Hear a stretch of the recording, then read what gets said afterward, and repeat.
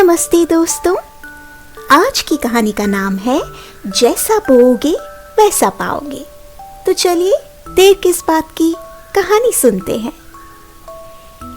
एक गांव में हरिया अपनी पत्नी और बेटे राम के साथ रहता था। राम केवल 5 साल का ही था जब उसकी मां का देहांत हो गया। फिर हरिया ने ही अपने बेटे को पाल पोस कर बड़ा किया। वो उससे बहुत प्यार करता था। जब राम छोटा था तो हरिया ने उसे बहुत ही लाड़ प्यार दिया। वो दिन भर काम में व्यस्त रहता और शाम को आकर अपने बेटे के लिए खाना बनाया करता था। खाना खिलाकर वो अपने बेटे को लोरी सुनाकर सुला देता था। जब वो बड़ा हुआ तो उसने अपने बेटे की शादी कर दी।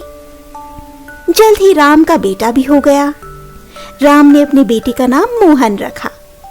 वो भी धीरे धीरे बड़ा हो रहा था। वो अपने दादाजी हरिया के साथ मैत्रीपूर्ण तरीके से रहता था। घर में सबसे ज्यादा वो अपने दादाजी की ही बात मानता था। अब हरिया बूढ़ा हो रहा था, साथ ही उस पर बीमारी की मार भी पड़ रही थी। मोहन की मां यानी राम की पत्नी को ये चिंता सताने लगी कि मोहन के दादाजी की बीमारी कहीं मोहन पर ना आ जाए। उसने अपने पति राम से इस विषय में बात की। राम अपनी पत्नी और बेटे से बहुत प्यार करता था, तो उसने भी इस समस्या को गंभीरता से लिया। राम की पत्नी ने उसे सलाह दी, देखो जी, आप अपने पिताजी को घर के बाहर आंगन में रहने के लिए कह दो। राम अपने बच्चे के प्रेम में इतना अंधा हो चुका था कि उसने अपनी पत्नी की बात मान ली और अपने पिताजी हरिया को बाहर आंगन में रहने को बोल दिया। हरिया बहुत दुखी हुआ और रोने लगा। रोते हुए उसने अपने पुत्र से कहा, बेटा, ठंडी के दिन है तो मुझे एक कंबल दे देना ताकि मैं बाहर ठंड से न मर जाऊं।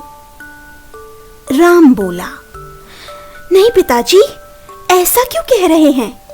मैं आपकी सभी जरूरतों का सामान यहीं बाहर लाकर रख दूंगा। हरिया खांस खांस कर रात को वहीं बाहर खटिया पर एक कंबल ओढ़े सो गया। अब राम का बेटा मोहन अपने दादाजी को देखने लगा। अतः उसने दादाजी की स्थिति को देखकर अपनी माँ से कहा, माँ, क्या जब मैं बड़ा हो जाऊंगा तो मुझे भी आपको और पिताजी को बाहर सुलाना होगा? राम भी अपने कार्य से आ गया था।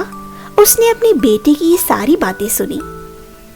उसको अपना बचपन याद आया, कैसे उसके पिताजी बचपन में मां के ना होते हुए भी उसका इतना ख्याल रखते थे। उसे अपनी गलती समझ आ गई और अपनी गलती पर बहुत पछतावा हुआ। उसकी पत्नी को भी ये लगा कि बच्चे जैसा अपने आसपास होता हुआ देखते हैं, वे वैसा ही सीखते हैं। दोनों पति पत्नी ने मिलकर हरिया से माफी मांगी और उसको ससम्मान घर के अंदर ले आए।